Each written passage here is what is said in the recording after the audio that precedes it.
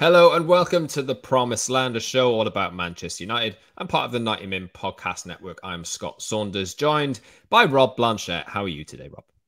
I'm good, Scott, and we've got lots to talk about today because pre-season has started. So looking forward to getting our teeth into it and maybe a little bit more Frenkie de Jong. Yeah, of course, Manchester United are, by the looks of it, one of the earliest teams in the Premier League back in pre-season training. Erik Ten Hag has taken a training session with the players. He's met the players that were not on international duty at the back end of last season, which was just seemingly a few weeks ago, and we're already getting going again. We'll talk about that today. We'll talk about players who are back and ready, as David De Gea has posted on his social channels. He did that every week last season by the seams of it, and United got smashed every single week. So let's hope that something's different this time around. We'll also talk about some players in there who we've seen, Marcus Rashford, Anthony Martial, maybe, who, there's a little bit of uncertainty over them at the moment. They haven't been in great form. Anthony Martial's obviously been out on loan as well. But does he have a chance of establishing himself again under Erik Ten Hag? We'll talk Andreas Pereira, Frenkie de Jong, obviously. As Rob just mentioned, we have to talk about him as well. We'll talk a bit of Anthony and Lisandro Martinez from Ajax. And we'll talk a bit of leadership as well towards the end. But just before we get into it, you can subscribe to our show wherever you get your pods on Apple, Google, Spotify, etc. And watch us twice a week now on YouTube on Tuesdays and Fridays as well. So head over to the channel, hit the like button, subscribe, join the community and leave a comment. And a reminder as well, you can follow us on Twitter at _Scott Saunders, at _Rob_B and at PromiselandMU as well. Rob, pre-season training then, let's get into it, shall we? Up to 30 players have returned. Obviously, there's not been the international crew who were representing their countries a few weeks ago. They are still on holiday and should be back, I think, next week. But up to 30 players, the existing first-team players that are there, the players that were out on loan at the back end of last season to other clubs, plus a number of youth players as well who are looking to impress Erik Ten Hag as we get forward and get going. But already, Rob, let's get into Bibgate, shall we? Because there's been a revelation from the papers or the websites that Erik Ten Hag has already delivered his first dressing down to the Manchester United squad, and I'm just going to get into the specifics of it here. It seems the squad learnt of Erik Ten Hag's anger or discipline firsthand on Monday after Ten Hag delivered a dressing down to the players on their way back to the changing room following the session. The United squad dumped their bibs in one big pile as they left the training ground. Ten Hag wanted the bibs, which are coloured blue, orange and yellow, to be left in organised piles and let the players know that he was unhappy with them, simply discarding the shirts without much thought for who would have to pick them up afterwards. They just threw them into a big pile and expected things to be tidied up after them. Erik Ten Hag getting off on a good footing then, Rob. Damn those millionaires. That's what I say. There they come. No interest in who picks the bibs up, who cleans the bibs, where the bibs come from, who makes them, what country of origin they're from. They don't care. It's such rubbish, isn't it? It's interesting, isn't it? Because we talk about everything Manchester United. We try and do some of the funny stuff. We do the topical stuff. If obviously we do transfers, we'll actually do the football matches in the weeks and months to come, as we always have done. It's kind of a non-story, isn't it? Again, where do you get that from? That Erik Ten Hag was upset about a load of bibs? Well, actually, in some ways, I'd quite like that. I'd like a guy to come in and be organised and say, this is how I want to do it, whether it's about bibs or not. But let's maybe worry about passing the ball first and doing some basic football work. It's interesting, isn't it? It's pre-season. You've got a big chunk of players back. And for once, Man United have actually got players back at the earliest moment. So in years gone by, you'd find the first wave weren't really your top players. They weren't really your Rashfords and your Sanchos. Why? Because they were all on international duty. So I think it's really advantageous for Ten Hag to have all these guys back on day one because you can set expectations. Though I must admit, I don't really think anyone cares about bibs. Well, we'll see. Maybe he's setting an example or just setting the groundwork. This is how you live your life, lads. Let's get perfectionism. Perfection. Let's be organized. Let's be respectful. let's be all these kind of different things, because obviously the players do need a little bit of bringing back down to earth, I guess, in a sense. You know, it's not all about them. It's about the team. It's about caring. It's about being respectful to everyone. I guess. Anyway, we talked too much about bibs here. Let's get into the actual show itself. The players that were pictured in the session, I think from a picture that I've seen, it looks like the back of Luke Shaw's head. I don't know for sure whether Luke Shaw was there, but it looks like him to me. Obviously, he's had injury problems, so it wouldn't surprise me if he was there. But Anthony Martial was there. Marcus Rashford was there. David De Gea back and ready, as I mentioned. Donny van de Beek looking very happy that his former manager is now rocked up at Old Trafford and he might get a chance to actually get some first-team football at Man United. He was there too. Jadon Sancho and Garnacho as well, who was, I think this is an important point. Alejandro Garnacho was playing in Toulon just a few weeks ago and was actually entitled, I believe, to more holiday. But he wants to get in the mix and impress the new manager. And he had a good Toulon tournament as well. We haven't mentioned that in the last few weeks, but he scored a few goals for Argentina. I think he might have been player of the tournament as well. But he was, he's a big name from the youth ranks coming through. But this is a chance now. It's a clean slate, isn't it, Rob? This is a chance to impress Ten Hag and to stake a claim for pre-season and to stake a claim for the early part of the Prem season 2. Totally. I know United fans overall are very low on the current football stock at Old Trafford. There's obvious reasons for that because of what's happened in the last 12 months and going back to the Solskjaer era. But there's a lot of players in this squad that I think with the right kind of coaching and the right belief system and the right, I know we just joked about bibs, but there does need to be some kind of, changing of the guard as to how you do stuff at Carrington. And these guys, like everyone you've just mentioned there, Garnacho, huge talent. We know what he can do. We know Hannibal's a guy who can maybe step up this year. And the other guy everyone speaks about, I think on the side at the moment, of course, is Donny van de Beek. A lot of press yesterday about him coming back to Carrington, obviously from his time at Everton. There he was in Manchester United's new orange training kit, all very Dutch with his new coach. And for him, it's a brand new start. So there are players, I think, that usually when a manager fails, there's a load of outgoings. And there still will be players leaving United, but it's going to be a big core that are still there. So I'm really pleased that they're working there on day one. And as you said, someone like Garnacho, he was entitled to further time off. And I think he's had 17 days overall. So he's gone really from one season to the next, almost in the blink of an eye and a quick holiday. As you said, playing for Argentina at the Toulon. So I'm excited about those things, Scott. It's difficult to talk about because it's all about potential and what maybe will happen. But with this preseason tour coming up, all of these guys are going to get a chance to impress. Donny van de Beek, do you think he actually gets first-team football this season? Because he's played for other managers and not had a look in, essentially. So, obviously, Ten Hag knows him, and I actually did spend a few minutes yesterday watching one of those Twitter compilation videos of, or might have been YouTube, actually, compilation videos of De Jong and Van de Beek passing the ball to each other. Because people will make anything nowadays, and I will spend time watching it, apparently, as well. Do you think he has a chance? I think he has a chance, but I want to be real about Donny van de Beek because I think the reason why he's not done well at Manchester United is because of him. I really believe that. So I don't get all this that Ole bought him and had no intention of using him. That certainly wasn't what we were hearing from the correct sources. Donny van de Beek was coming to Manchester United to be a major part of the system and allow United to play 4-3-3. And when United played 4-3-3, they were garbage. And that was the reason why you didn't go that route. That's why you stuck really with Bruno Fernandes in a 4-2-3-1. So that ended up with obviously Ole Gunnar Solskjaer leaving the football club. And then I think when Ralph came in, there was a feeling that would Ralph use Donny, but would Donny be able to play the counter press?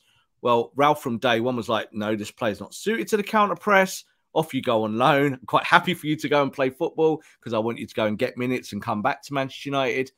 But now he has a coach that understands him. He has a coach that knows the systems that he can play well in. And I don't think we're going to see Donny van de Beek masquerading in a double pivot with Fred. It's not going to happen now because I don't think this manager will risk his own neck for these things. Has he got a chance, Scott? 100% he's got a chance. Really has, because he's still a good player. It's just that how do you get the most out of him? I don't think we saw Frank Lampard get the most out of him at Everton, to be honest. It was okay, did okay. But are you going to play Donny van de Beek in one of the attacking positions? That's the bigger question. I think you will. I think you'll see him get more significant minutes as a 10 or as a play, or as kind of playing to the right-hand side of an attack, which he did do at times for Ajax. And it's all on him. If he plays well, trains well, gets stronger, gets tougher, fights in the Premier League, I think he can be a significant piece for Ten Hag. But the jury's out. Yeah, I did want to ask you, you've just kind of gone into it there about where he plays, but I'm not sure, could I see him in a double pivot in midfield alongside De Jong when he joins? I don't know. No. I mean, but Christian Eriksen has a contract offer on the table. He could join. Bruno Fernandes is a 10, has played there his entire United career. And then you got Donny as well. So that's 3 players contending for one position, really. Unless Bruno is kind of used. He was used on the left side a little bit end of last season. He's also been seen up front. I know you've talked about the false line position as well. Utility player, Donny, do you think? No. And I think that's actually why people get a little bit confused around Van der Beek, because they see him on a football pitch and they say, oh, well, he can do all of these things and let's have him as a utility player because he's blessed in other areas. I watched so much Donny van der Beek since he came to Man United. He's not very good at some of the things that he supposedly can do. So he said as well in the middle of last season, yeah, I can play as a 6. I can do all of that because, if you give me the ball, I can turn and play the ball and get you going. But in the Premier League, in the way that we were playing under Solskjaer, it just didn't work. It's not a thing. You were getting done, weren't you? Donny van der Beek, when the ball was in those areas, was not helping the defence. I remember once he played in the pivot and he dropped into kind of the centre-back position and the ball came across the box and he just watched it go across the box and the opposition scored. I remember and Donny just kind of went, but it's like, no, you've got to be more defensively minded. So it's kind of a thing like, if you're going to have a utility midfielder, that is actually De Jong. De Jong can do some defending and some attacking, but it's better at other things. And you're probably going to pair him up with a more defensive-minded midfielder in a pivot or playing a 4-3-3. I don't think he'll play 4-3-3 to start off with. I think it will be 4-2-3-1. That's what he played at Ajax for last year. But I do think Donny will be a kind of auxiliary 10. I do think that Bruno will play less as a 10 all the time. Like, he still will be Manchester United's trequarista. He'll be the guy on the edge of the box trying to do that stuff. But now you've got Donny van der Beek. Rather than playing 5 minutes a game, he might get 25 minutes. He might be able to start imposing himself with a coach that knows all of his strengths and his weaknesses. There is, of course, 5 substitutes permitted in the coming season as well. So, there is more opportunity for fringe players to get more minutes, obviously. Obviously, it used to be 3, although during COVID times, I think that's when it initially went to 5. But maybe Donny will get some more action in a United shirt next season. Let's look a little bit further forward because Jadon Sancho was there. I know we spoke about, we don't really have any concerns about Sancho. We're just both expecting him to kick on. But Marcus Rashford and Anthony Martial, are 2 players who have been questioned. Obviously, Rashford and Martial were the golden pairing for a long time, weren't they? And they were expected to kick on, score a ton of goals.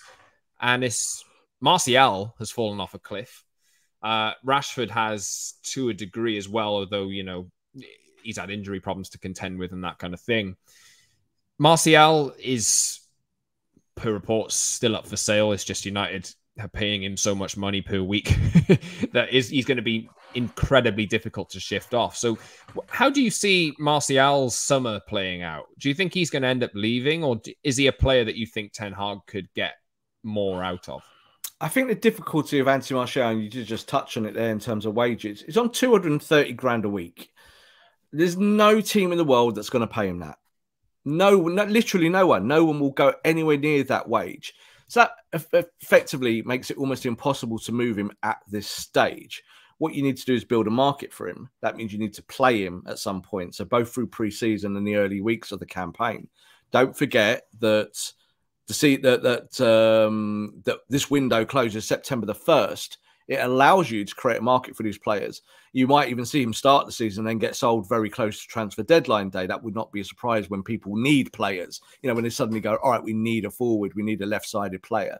I do think with both those two lads, with Rashford and with Martial, there is still hope for them. Like, I always think this, that when you change your manager, there's always a few players that pop up that you go, I thought they were dead. I thought they were like done with this football club. And look, in this system, they look like a decent footballer. Now, it's very easy to forget those early days of all the new coaches. So you go back to Solskjaer, even go to Rangnick. Some of those players look really good under Rangnick for the first 5 or 6 weeks until it completely fell off a cliff. Anthony Martial, his last performance at Manchester United before he went out on loan, he came off the bench and did really well. And you were like, there's a player there somewhere. Was that the West Ham? Yeah, he came on and he assisted. Yeah, he came on and assisted and looked really good for that small spell. And I remember Rangnick running over to him at full time and giving him a huge hug. And we were like, maybe Martial can do something under this coach. But I do actually think that Ten Hag, stylistically, is a good coach for Martial and a good coach for Rashford. It depends where you play Rashford. I don't think Rashford will thrive in the wider positions in his usual position. You know, I don't think technically he will work those areas as well as maybe Sancho will, or maybe as well as even Garnacho as a kid. I think in terms of, again, we're talking about stylisms. But I think Anthony Martial and I think Rashford is through the middle. I think those two players might get decent rotation under Ten Hag. I think he fits the kind of football he likes to play. And it's all more quick one-touch football in that final third. People can criticise their technique, and I think it's fair to criticise them over the last year or two. But they're not bad players. It's about trying to find a manager that shows that they can still be good. Of course, like, it's funny how time changes. Obviously, fans are now looking at United through a lens of last season, the lack of effort from last season. You go back a year before that, and everyone was like, ooh, that United front line is looking pretty nifty, isn't it? Before Ronaldo comes in. Yeah. You know, that it was perhaps they did need a little bit more support up there, but Rashford and Martial were part of the three that were very exciting, that had scored a lot of goals the season before, that now have been essentially discarded. So it's easy to forget that kind of thing. And like, how much confidence plays a part in how good a player is at the moment? Totally. Confidence plays a huge part. And I think the conflict there, I'm really glad that you've mentioned that, because 12 months ago, we were this was still pre-Ronaldo, wasn't it? So the Ronaldo thing was buzzing away in the background.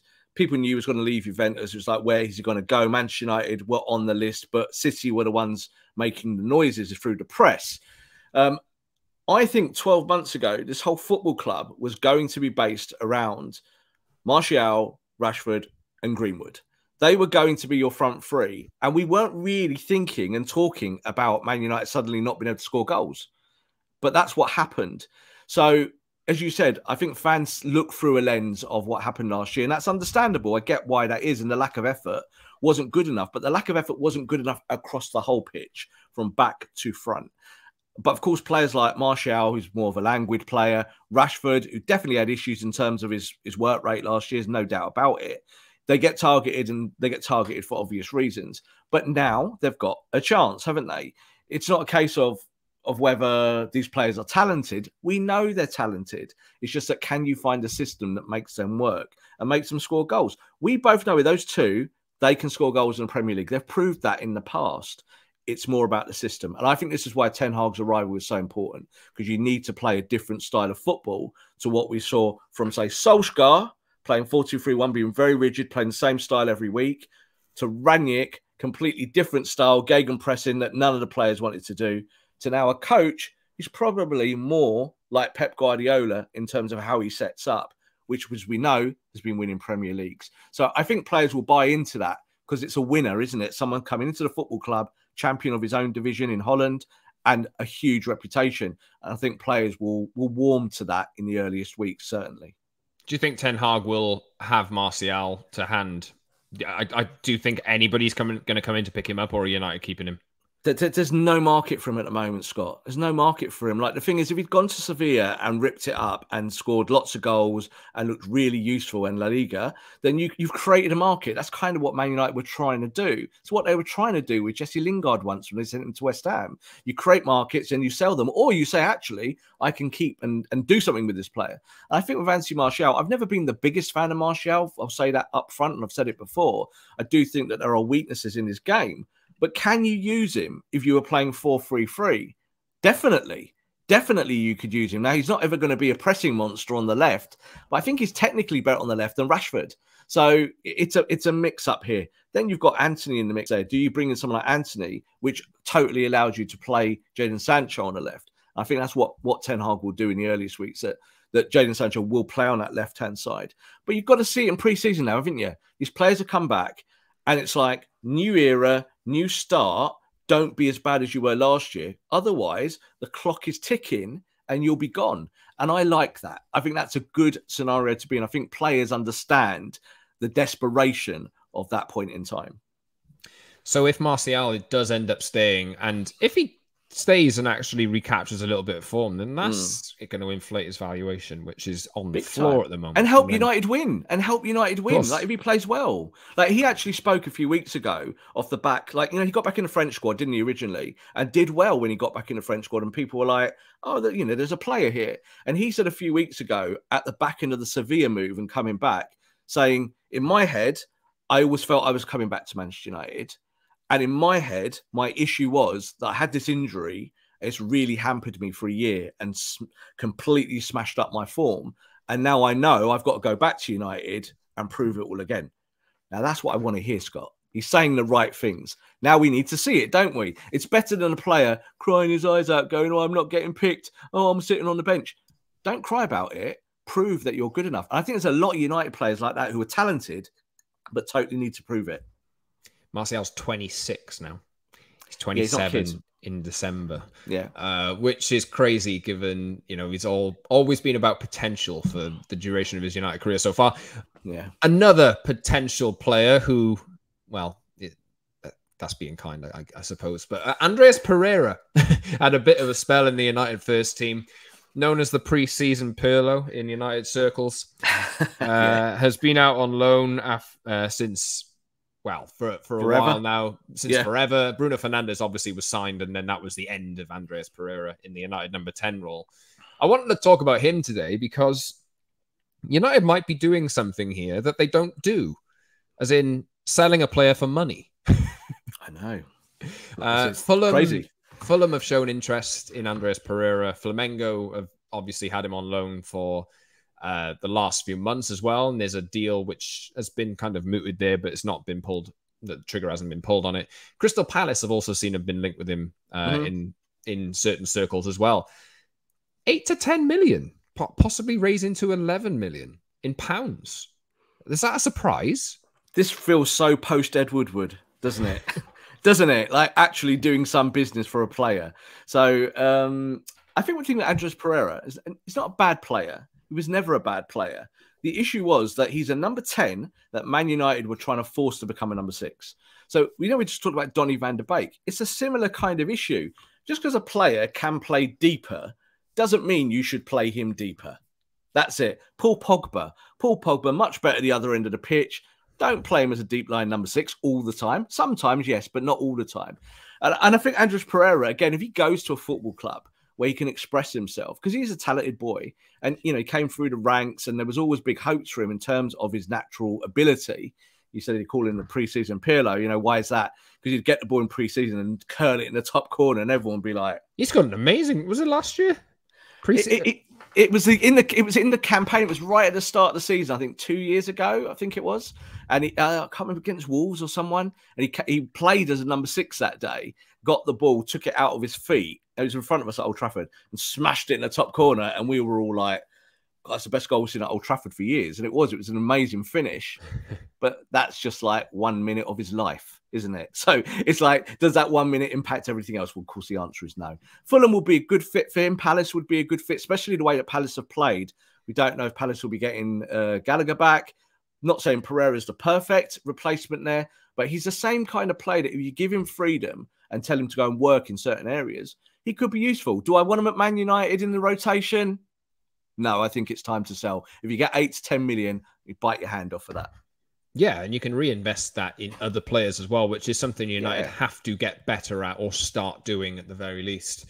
You know, that would help out signing a new right back or left back or something like that, depending on who they look at. But let's move on to the name that has been on the lips of every United fan for what seems like 2 years now, even though it's been about a month. The new Wesley Sneijder. The new Wesley Sneijder. But this one might happen, Rob. This one might happen. Wesley Sneijder might still happen. What are you talking about? You know, it might well. But as we're recording this, Sky Sports have caught up and have said United are close to agreeing a deal with Barcelona for Frenkie de Jong. Yeah. They've been told that there's a broad agreement on the fee, believed to be 65 million euros plus performance-related add-ons, which is a departure from what Barcelona were holding out for. Full fee of, 80 to 85 million euros, I think it was, as we've reported as well. If that's the case, and Barcelona need to come to some kind of agreement on this in the next few days, I believe. Have United won, even though it's taken forever? Well, if it happened as to the bits and pieces that we know now, then yes, United have won, because what was holding up this deal? It wasn't Manchester United's willing to sign a player, or the player even himself at one point. It was Barcelona.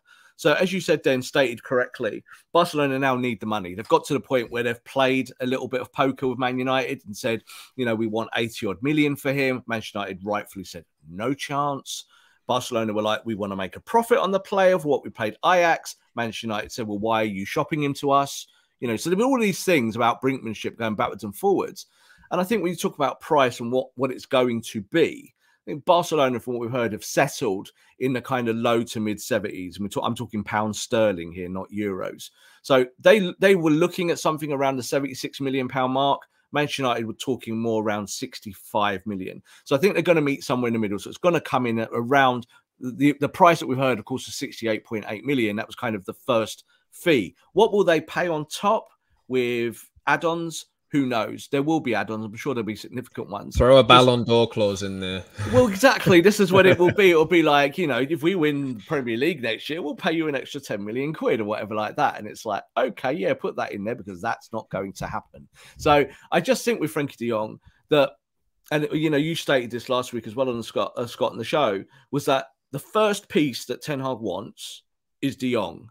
Because if he gets de Jong, then he can do something next with player 2, player 3, player 4, and his existing players. And he wants to build from that player. So we know that. So that's an exciting thing, again, I think, for United fans, because you've just got to be patient until it gets done.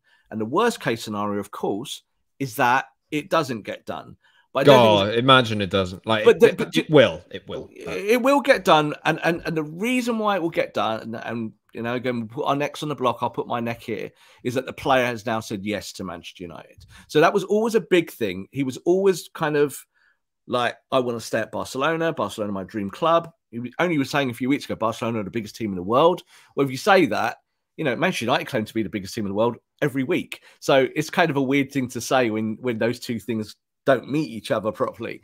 But we believe now that the player has made that agreement with Ten Hag. You know, he's going to leave Barcelona, which he certainly will be. He's coming to Manchester United, and he's also quite enthused about it. You know, he believes that he will be a central part of that midfield in a way that he never was at Barcelona. At Barcelona, he's like number 4 midfielder in everyone's thoughts and minds there, because they've got such great talent, and also a veteran like Busquets, who's bossed it for years in that kind of holding midfield role, which he would like to play. But I think Ten Hag would bring in de Jong and start building stuff around him in that midfield. And it's the right way to do it, Scott. I'm going to keep on my soapbox and say, do it slowly and do it right. Don't do it quickly just to shut fans up. Get the right players in, and de Jong would be a fabulous first signing. Yeah, it was, well, at nightinmin.com, we reported May the 12th, I think, and we held on to this story for a little while as well, about the interest in working with Ten Hag again being one of the pulling factors.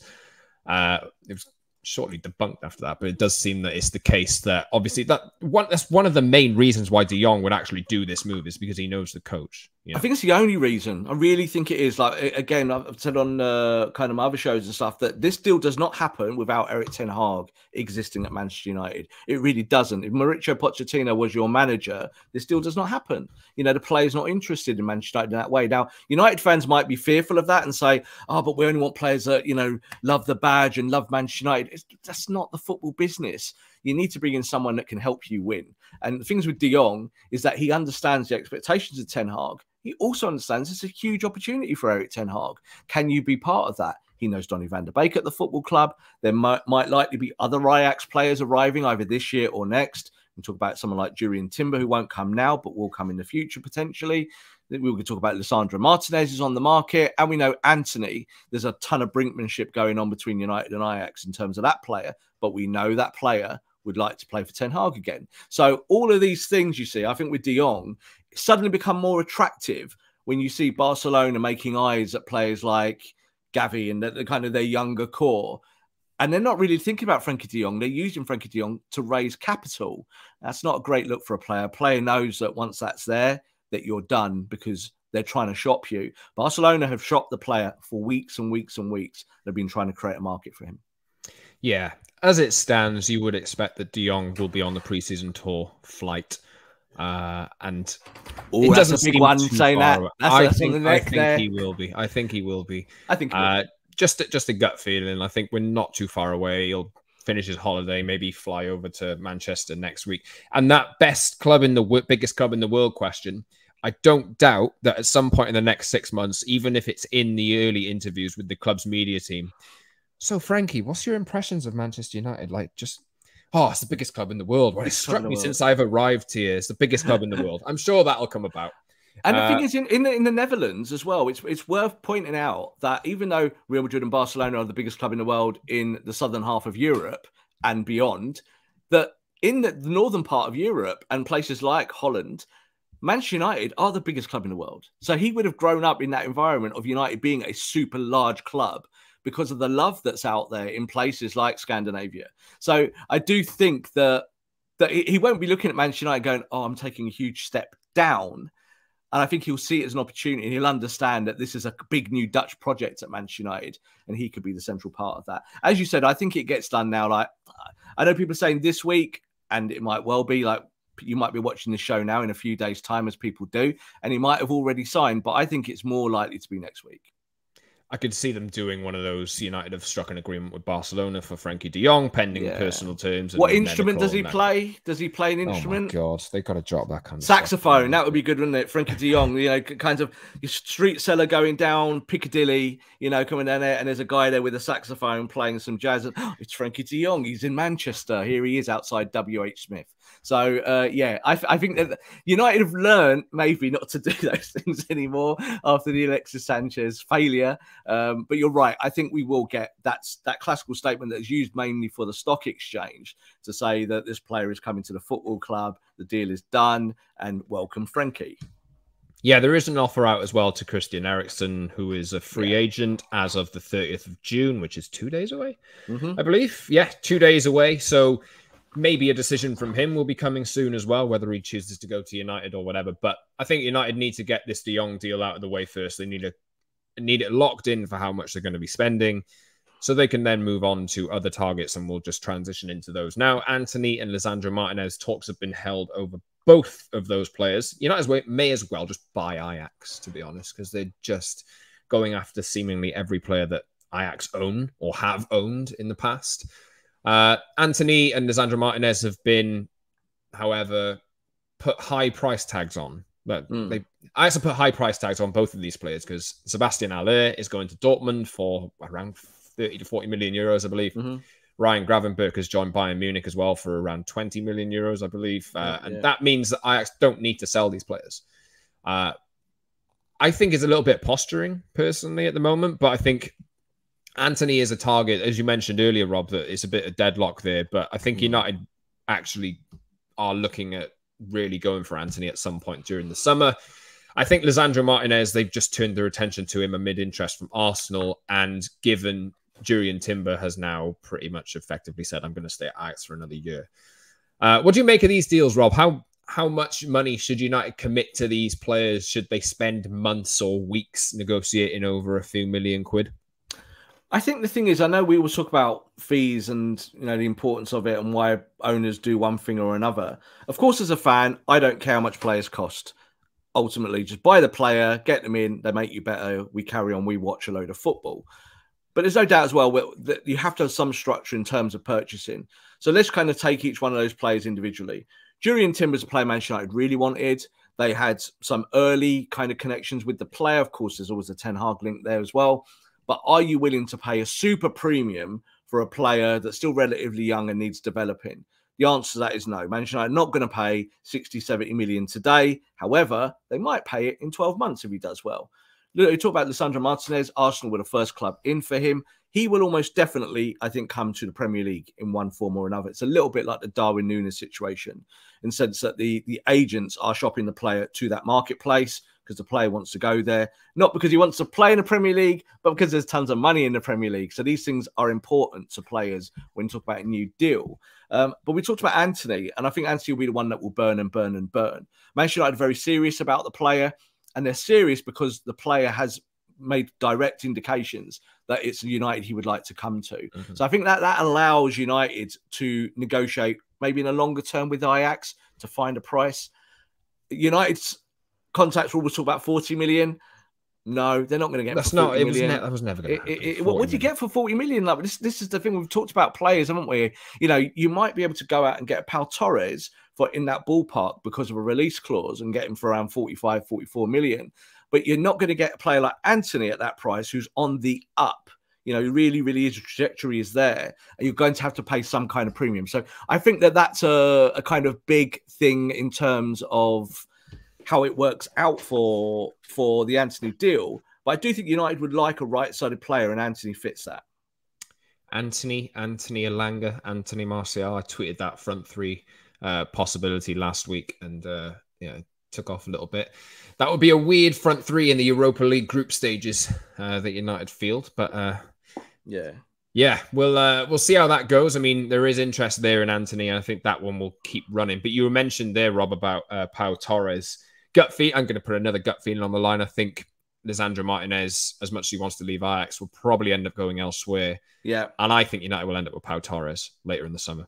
I think they'll end up. I think Pau Torres is very doable, and I think it's a player that they know that they've got kind of the personal terms agreed and all of that. I was just looking at my phone there because I just got a text, and there seems to be some movement on Frenkie de Jong. So maybe it will be quicker than next week. We shall see with that. It's funny as we're actually doing the show. It always happens when we get texts or we see something flash up, and it's like we've just talked about that 3 minutes ago.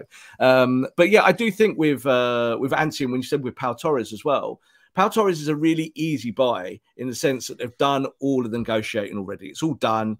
It's kind of just a wait and see. The other side of the coin for Pau Torres is Spurs. So Spurs are the other club in for him. And I think that's where United are competing for players this year, is that kind of two clubs at similar level in terms of the development of the team, new managers, new starts, selling that to two teams.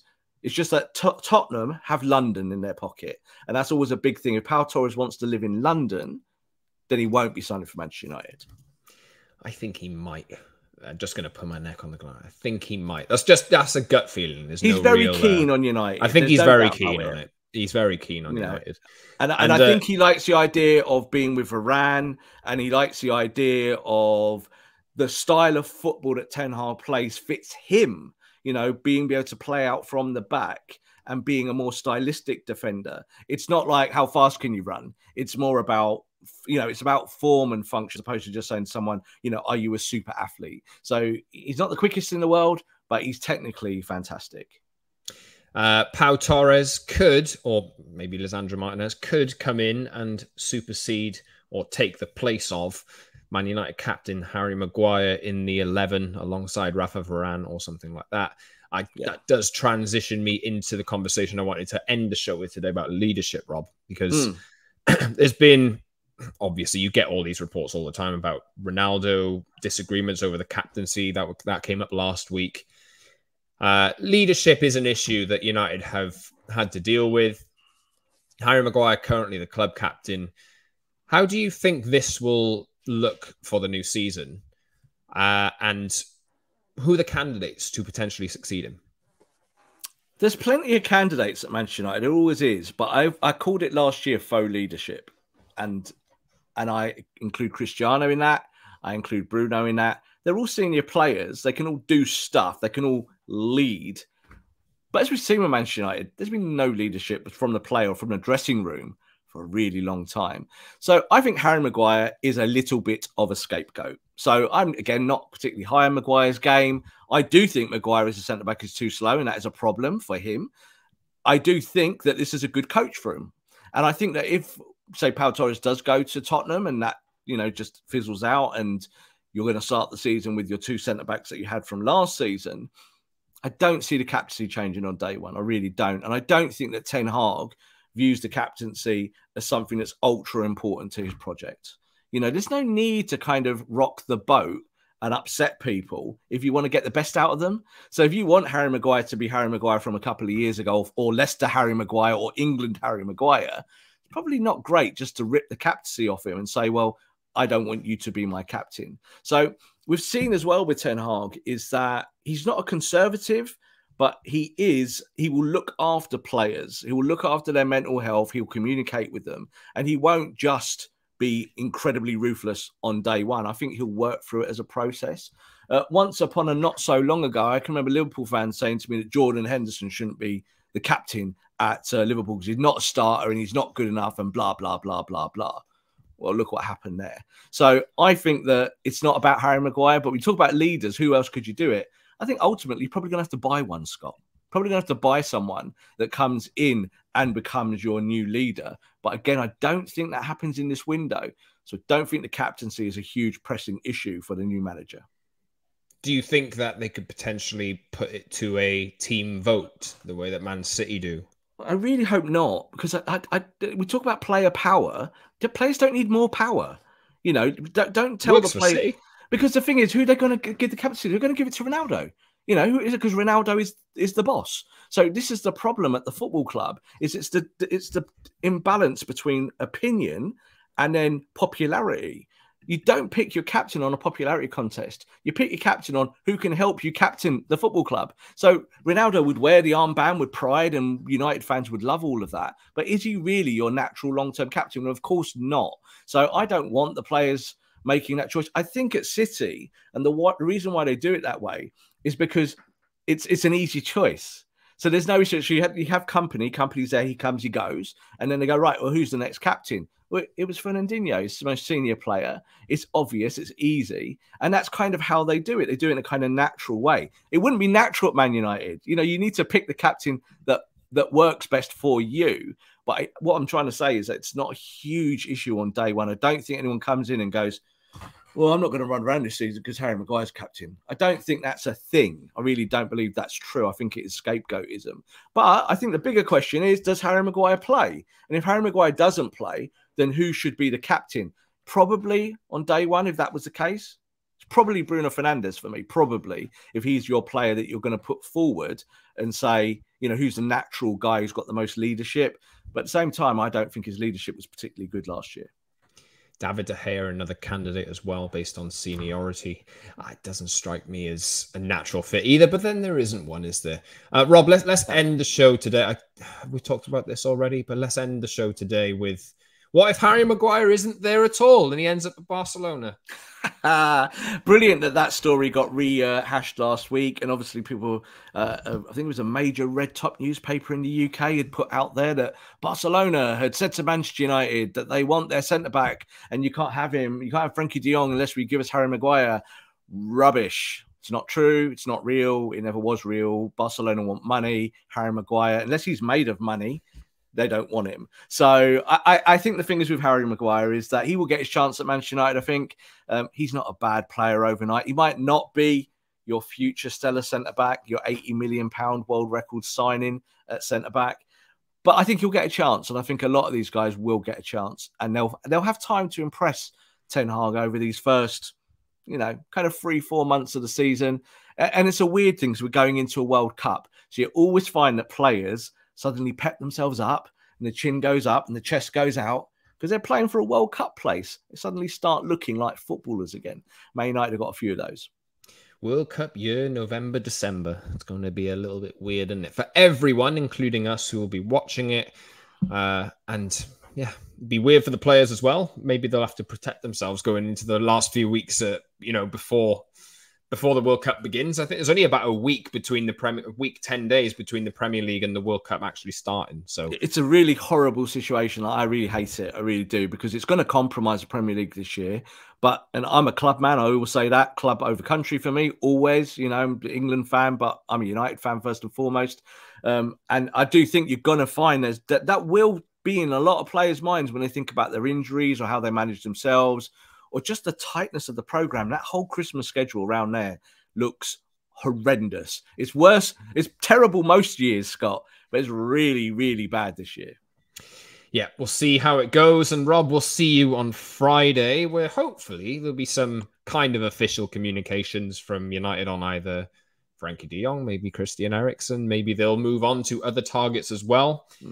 We will see how it goes. But you can subscribe to our show wherever you get your pods, on Apple, Google, Spotify, and the likes. And now you can watch us twice a week as well, on Tuesdays and Fridays. So head over to YouTube, hit the like button, subscribe, join the community, and leave a comment on our videos as well. It's the Promised Land, a Manchester United podcast, if you would like to search for us if you haven't subscribed already. The link should be in the description of this episode as well if you're listening on an audio platform. And you can follow us on Twitter too, @_Scott Saunders, @_Rob_B, and @Promised Land MU for the show. We'll see you on Friday, everyone. Thanks for listening.